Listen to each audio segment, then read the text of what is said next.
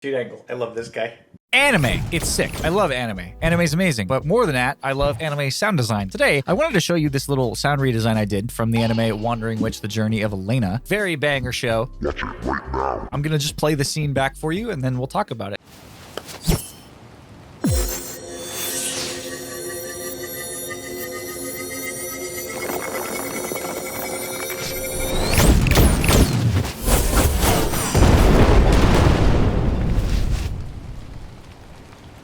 If you saw my last video on an anime sound redesign, what we have here is our backgrounds. That's the thing I love to do first, ambience.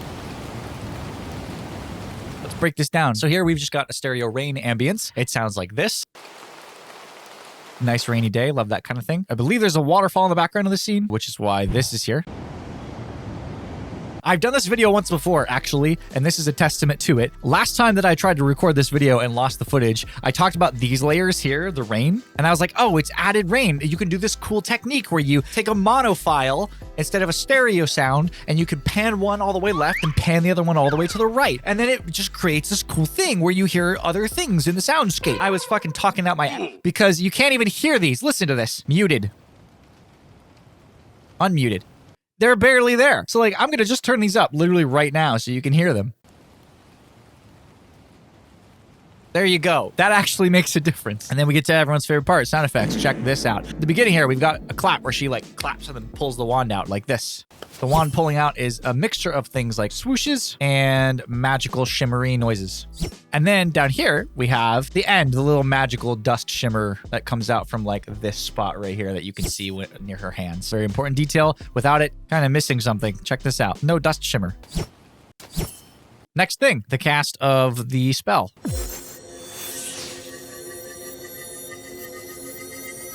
There is literally two layers to this. There's this, and then down here we have an 808. We got a couple of shimmery noises for her and moving the wand up. And then the charge up of the cast is my favorite because we got a lot of moving layers here. We got this guy.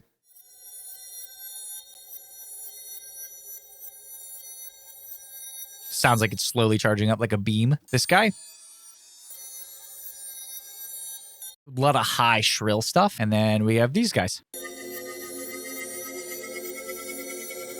Covering the whole frequency spectrum, basically, because this is a big moment. Like we wanna really build up this anticipation of, oh no, she's about to blast my ass off. So my favorite thing about this sound is I actually designed this one a little bit. This one right here, the charge up one. So this is literally just a sound of a little texture here. And I put it in here into phase plant, and I'm just literally shifting the gain back and forth, like with this shape here. And then that shape is controlled by my MIDI keyboard with this guy right here. So you can see when I turn my knob up, this guy goes up, and when I turn him down, this guy also goes down. So what's going on here is as this controller gets more input, this guy goes faster and faster. That's why I love using phase plant so much, because I'm not really good with synths, okay? I don't know how to do synth sound design or anything like that. I just use it to move it around and shift the speed of it going like back and forth. So it has this very like kind of sound. That was, I don't know what the fuck that was. So then the next part, the most important part, one of my favorite parts, the blasts of magic, which are so powerful. Lots of impacts and explosive shots that have been trimmed off. So like these right here, for example. So like normally it's like way longer than this, but I took it all the way back to here. So it just sounds like this.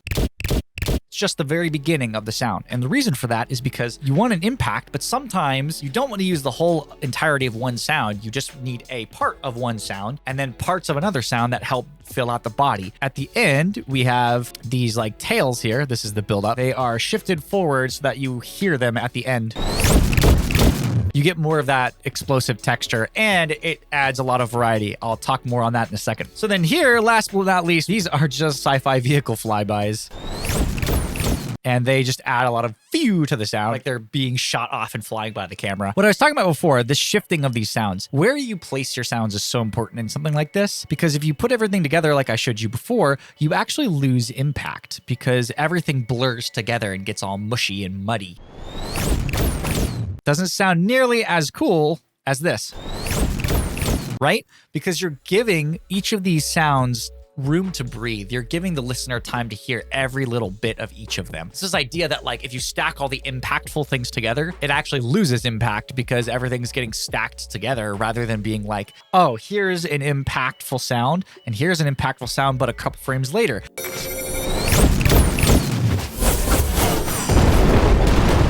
So that's my prized possession for this redesign is that shot right there. These flybys feel insane. And actually, one of my friends on Twitter asked me, they were like, yo, how did you get those to sound like they're literally flying past my face? And actually, the only thing doing that in these flybys were like, okay, let's do like vehicle pass-bys. Why? I don't know, because it sounds really cool. That's the wonderful thing about Magic Sound Design is you can get really creative with it. You can just use things you wouldn't expect at all, and it sounds great. But then down here, the second we add in these stereo whooshes, check these out. Those are like literally sci-fi designed pass-bys. Because they give a little bit of a wider stereo sense, you combine them with these guys up top and they just add so much. Let me take them away. Still good, but not in my face. Here's a cool thing. Layering. Layering. So important, my favorite thing. Look at all these fucking explosions. So for this spot, there's just explosions going off everywhere.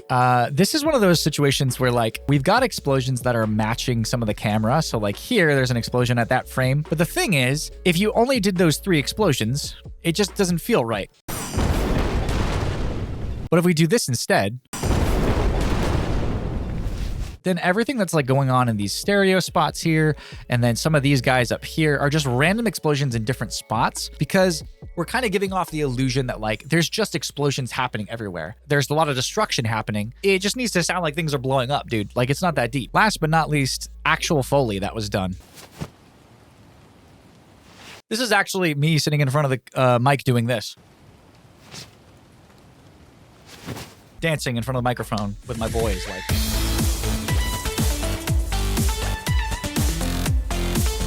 So essentially, like, I actually took cloth from my room and recorded cloth movements for this shot. Usually I don't do that. I typically just go up for a sound library. Subtle things that are there and are important. And if they weren't there, you would notice. So like here, listen to this.